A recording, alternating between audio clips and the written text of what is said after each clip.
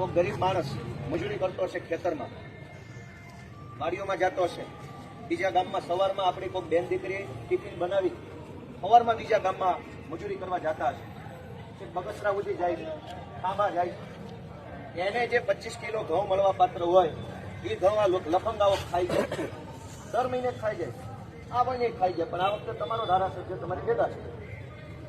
આ પોલીસ વાળા અને આ મામલતદારની ઓકાત નથી કે લફંગાને પકડીએ કે હારી ગયા બધા સિંગમ બની. દારૂ હપ્તા લેવા હોય તો આ નંબર 1 છે, રેતીના હપ્તા લેવા હોય, જુગારના હપ્તા લેવા હોય, રિક્ષા વાળાને હેરાનગતિ કરી તોડ કબાડા કરવા હોય તો આ બધા સિંગમો છે. એકેની ઓકાત નથી કે આ વિસાવદરના લુખ્ખાન પકડીએ અને આવી ગયા બધા મોટી તોપું બની. તમે બધા કેટલા વર્ષો સુધી લાચાર બની જીવશો ભાઈ? લાચારી કેટલા વર્ષ કરશો? તમારામાં ક્યાંક આત્મસન્માન જેવું છે જ નહીં? લડતા બોલતા કેમ નથી? અવડા મોટા મામલતદાર થઈને પર ઓકાત તો પાવલી નથી. અને હાલી નીકળ્યા મામલતદાર બની, હાલી નીકળ્યા પીએસઆઈ બની, સીન સપાટા કરવાના, રીલો બનાવવાની.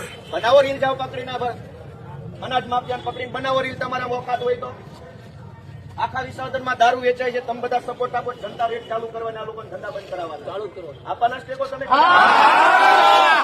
તમને ગુપ્ત મેસેજ આપીશ. તારીખ ટાઈમ કોઈ નથી કહેવાની. જે જગ્યાએ દારૂ વેચાય જનતા રેડ કરવાની છે. 2 નંબરના હપ્તા ખાઈ ખાઈને ખાજા ફરે છે બધા. આખા વિસાવદરને દારૂ પીવડાવે છે અને એફઆઈઆર લેવામાં ઘા વાગે છે. આને પૂછું, કિરીટને પૂછું, આને કિરીટના બાપાનું છે અહીંયા બધું. કિરીટને પૂછ્યા વગર એ હલતા નથી. તો તમારામાં આત્મસન્માન જેવું છે કે નહીં ભાઈ?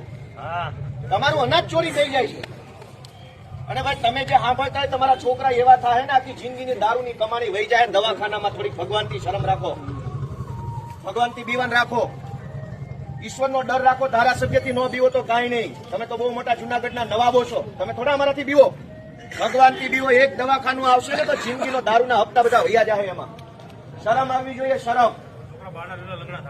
રિક્ષાવાળાને લૂંટો, વેપારીને લૂંટો અને કેમ 2 નંબરનો હપ્તાવાર અનાજ માફિયા આવ્યા તો કા ફાટી રહી ભાઈ? પકડો અનાજ માફિયાને. ઓકાત નથી તમારી નાના માણસો પર દાદાગીરી કરવાની. હમણાં એસપી આવશે એટલે મને ફાંસી ચડાવી દેવો, ફાંસી ચડાવી દેવો ગોપાલ ઇટાલિયાને. શરમ આવવી જોઈએ તમને. ગરીબોને દબાવવાના સિંઘમ બનીને ફરો છો. નાનો માણસ આવે તો બધા માથે ચડી બેસશે. હમણાં આ સાહેબ આવશે, ઓલો સાહેબ આવશે, આવશો બધા, પણ તમારી ઓકાત પાવલીની નથી. એક અનાજ માફિયાને પકડવાની ઓકાત નથી. આવી ગયા બધા યુનિફોર્મ પહેરી. શરમ આવવી જોઈએ. આસપાસની ગુલામી કરો છો. અને તમે બધા દોસ્તો થોડાક જાગો, અવાજ ઉઠાવો. ક્યાં સુધી આવું લાચાર જીવન જીવશો? 1.5 મહિનાનું ગરીબનું અનાજ ખવાઈ ગયું. યોગ્ય વાત છે કે યોગ્ય કયો છે? બધા કેમ આપણી બહેનો મજૂરી કરે છે? ગામડાનો ગરીબ માણસ કેમ મજૂરી કરે છે? સવારમાં 5 વાગ્યામાં ટિફિન બનાવે, ટિફિન લઈને વાડીએ જાય,